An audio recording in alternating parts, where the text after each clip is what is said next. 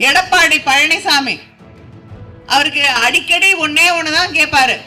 முதலமைச்சர் என்னோட ஒரே மேடையில ஏறி என்னோட விவாதிக்க வேண்டும் என்று. நான் ஒரே கேள்வி கேட்கிறேன். இந்த 100 நாள் வேலை உறுதி திட்டத்தை அழிக்கக்கூடிய வகையில கொண்டு வரப்பட்ட மசோதாவை பத்தி நீங்க என்ன சொல்றீங்கன்னு எங்களுக்கு தெளிவா பதில் சொல்லுங்க. புதுசா கட்சி ஆரம்பிச்சிருக்காங்க. இந்த மசோதாவை பத்தி எந்த கருத்தும் சொல்லல. எல்லாத்தையும் மாற்றுவாங்கிறாங்க.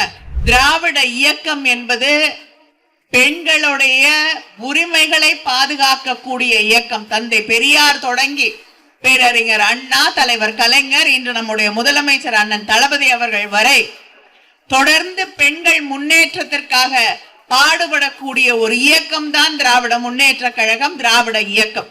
வீட்டில் இருக்கக்கூடிய பெண்கள், நாள் முழுவதும் உழைக்கக்கூடிய சகோதரிகள், அவர்களுக்காக மகளிர் உரிமை திட்டத்தை கொண்டு வந்து 1000 ரூபாய் மாதம் வழங்கி கொண்டிருக்கக்கூடிய ஆட்சி நம்முடைய முத்துவேல் கருணாநிதி ஸ்டாலின் அவர்களுடைய ஆட்சி இல்லையா? இப்படி பெண்களுக்காகவே நடந்து கொண்டிருக்கக்கூடிய ஆட்சி நம்முடைய திராவிட முன்னேற்ற கழக ஆட்சி என்ற பெருமை நம் அத்தனை பேருக்கும் உள்ளது.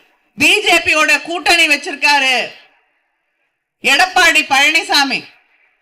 அவருக்கு அடிக்கடி ஒன்னே ஒண்ணுதான் கேட்பாரு. முதலமைச்சர் என்னோட ஒரே மேடையில ஏறி என்னோட விவாதிக்க வேண்டும் என்று. நான் ஒரே கேள்வி கேட்கிறேன்.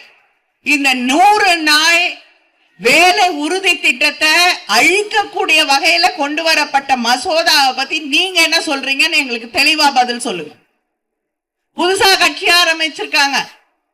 இந்த மசோதாவை பத்தி எந்த கருத்தும் சொல்லல. எல்லாத்தையும் மாற்றுவாங்கிறாங்க. ஆனா கிராமப்புறங்கள்ல இருக்கக்கூடிய இந்த சகோதரிகள், என் கண் முன்னால் இருக்கக்கூடிய இந்த சகோதரிகளுக்கு வேலை தந்து கொண்டிருந்த ஒரு திட்டத்தை ஒன்றிய பாஜக அரசு நிறுத்த துடித்துக் கொண்டிருக்கிறது.